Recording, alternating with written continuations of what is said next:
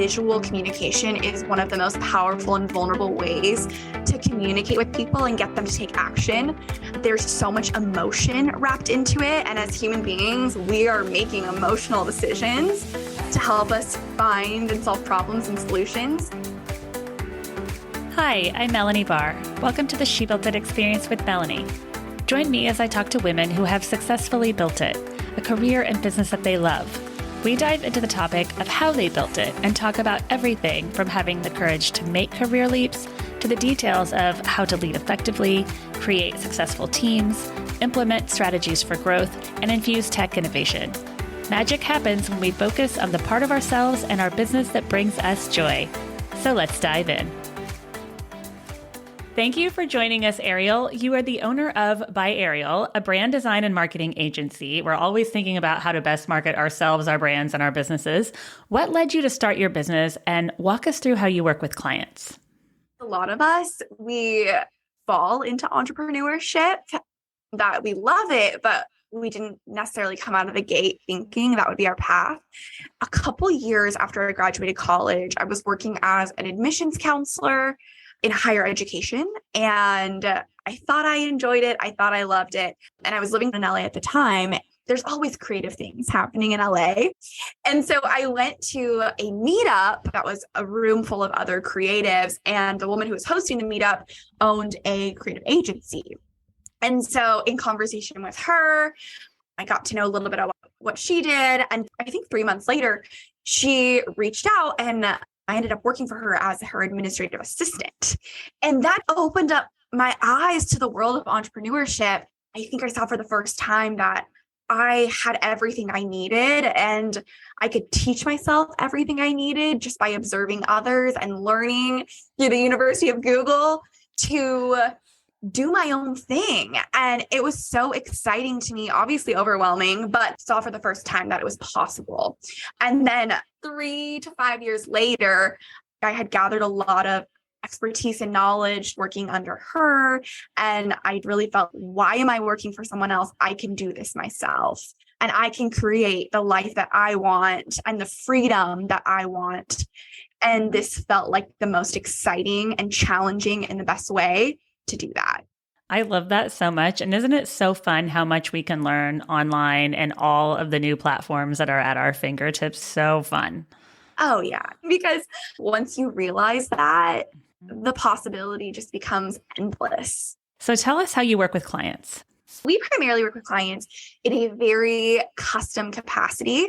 I say that we turn brands into industry icons. It's so much more than we're designing a logo for you. We are creative directing your identity. We are telling the story of who you are and what you're doing and why it's so innovative in a visual way. Visual communication is one of the most powerful and vulnerable ways to communicate with people and get them to take action. There's so much emotion wrapped into it. And as human beings, we are making emotional decisions to help us find and solve problems and solutions. Wrapping a visual identity around your brand, your offer, what you do is a way to completely catapult and elevate your impact and your reach. A lot of our clients are carving out new places in their own markets. They're solving a problem that doesn't exist yet or finding a new way of doing something. And they really are becoming an icon in their industry. And so our services come around them to build out the visual experience of their brand across platforms. And it's so great that you do that for business owners and personal brands, because sometimes we're so in the weeds of what we're doing. We know what we want, but it's easier if someone comes in from an outside perspective and helps to execute on that. Absolutely. Even as someone who does this for a living, it's really hard to do it for yourself. And a lot of times you do need an objective person, creative partner to look at what you're doing and say, this can have mass impact if we wrap it up and communicate it this way. And that's one of my favorite parts of what we do is getting to transfer this mass vision to the CEO, to the brand for what we see as an outsider is actually possible. And sometimes we make it more complicated when it could be very simple. Absolutely. When you're in the weeds of it, it's very easy to overcomplicate it. It's also easy to think small. It's easy to get stuck in what your own belief in yourself is. We only know where we've been. And so someone objective to come in and say, no, this is where you could go. And here's the exact path to get there can also be really expansive. I love the topic of negotiation because we all do it in one way or another in our lives and business. When you are negotiating fees with clients, how do you suggest to start and go through the negotiation process? I believe in setting yourself up as a service provider as the leader of the project and setting expectations and boundaries from the very beginning before talks of pricing and investment and negotiation come into play. I like to walk into a discovery call, sales call with that client already feeling like I'm the one in charge. I'm the one crafting a process and thinking through how to get them this promised transformation. And I want them to trust then that my process, my pricing, everything I'm pitching to them is correct, is the vehicle to get them what they want. By the time we're having those conversations, there isn't a lot of negotiating happening. A lot of it is forged in the priming of that conversation, even that expectation that you are the leader of this project and that your system and process and investment that covers that process is correct and non-negotiable. I think it just flows into the actual project. And especially with a creative service, oftentimes graphic designers, brand designers get a lot of pushback. Clients can steamroll the creative direction. And so setting those expectations up front allows for you to be the leader of the whole process, which ultimately results in a better experience for the client and better result because we all do our best work when we are the ones leading the creative vision. When you feel good about what you're making, then you can really help execute on the client's vision.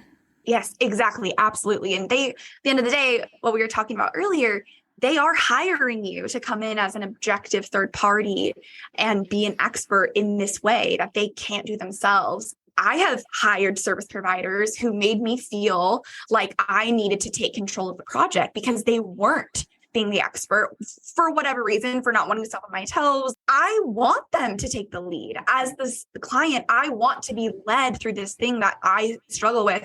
And so I think we forget a lot of times that clients are hiring us to be the leader over this specific thing in their business. I really like that you say that. And business owners appreciate that too, because we're busy leading everything else. Exactly. If you hire someone to lead something, yes, please.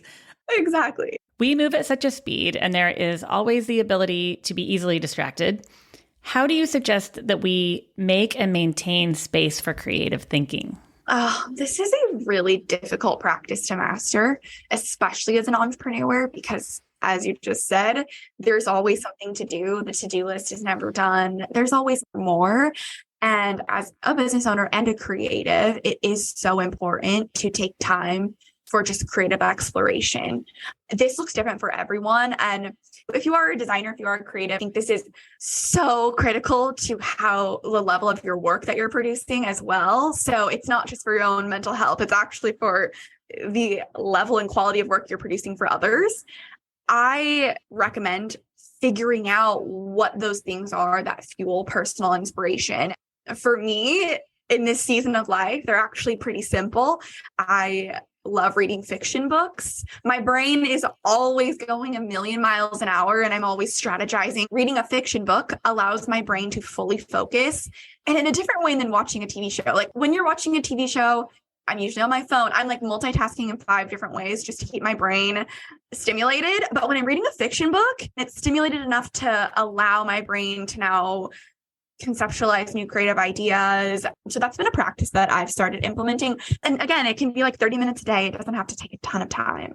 It's interesting that you say that because I have twins and they're 9 now, but I was always so tired by the end of the day that I just would watch a show, but I've started to read again too. And I'd love to know what your favorite books are.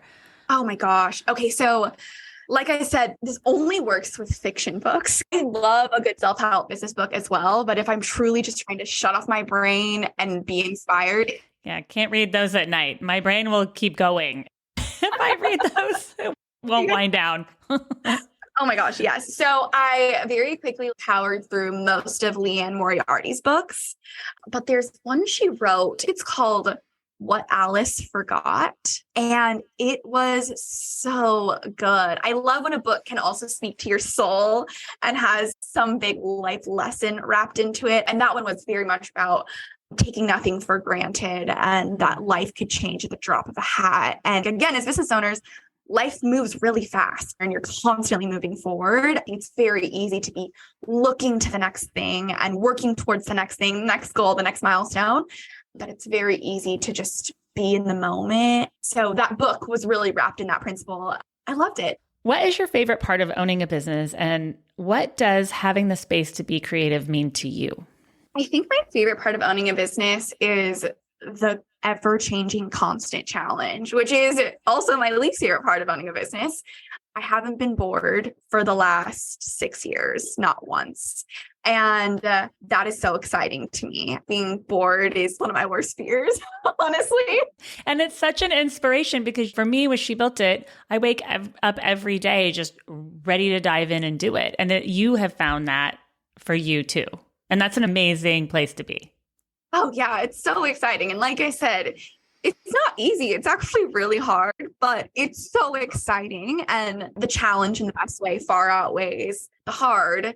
There's always that 20% of things we don't love doing. But as long as you have that other 80%, so worth it. Oh, yeah, absolutely. And just to get to create the life you want. And entrepreneurship does come with a lot of work and a lot of hustle and a lot of problem solving and a lot of growing pains. It just bleeds into life. But with that, there is the ability and freedom to design your own life. And that's really cool. Yeah. And it helps so much when you love what you do. Absolutely. Magic happens when we focus on the part of ourselves and our business that brings us joy. What is one way that you make sure to find and live your joy each day? Again, when work is also what you love, it's hard to separate the two. And it's also hard to separate the emotions of the two. Like work is sometimes stressful, sometimes anxiety inducing, but sometimes really there's lots of highs and there is joy. And so work for me is joyful. So that was a hard question for me. I thought a lot and I was like, what do I do besides work? And it's hard for a lot of women. I started scheduling things in. I'll schedule a workout in, or I'll schedule in, I'm going to go get a massage because I'll just work or schedule in a longer run than I normally would. But so many women that I talk to have to do it intentionally to make sure that we make that space for ourselves. But I also understand when you love what you do, it's so hard to put it down. It really is, because it's your happy place too. Absolutely. What's helped me is to give myself harder deadlines and boundaries and to not have email on my phone. And so that when I'm working, I can be working. And when I'm not working, I can somewhat shut that side off, which allows me to do all these other things, be with my husband, be with my dog, be with my family, go out to eat. I love to travel too, but I've been realizing that having more weekends at home, having more months where we're not taking a trip also brings a lot of joy. The downtime. Yeah. It's been so fun to talk to you. Thank you for joining us. Tell us how and where we can find you. Yes, of course. So you can find me at ByAriel.co. And also, I love chatting with people on Instagram. Feel free to DM me on Instagram too at ByArielCo. Thank you for joining us today. I'd love to hear from you. Reach out to me at hello@shebuiltit.com on our She Built It website or at She Built It on social. Thank you to my editor, Rich Streffolino, who always makes us sound good. Until next time, let nothing stop you from experiencing the life and business that you crave.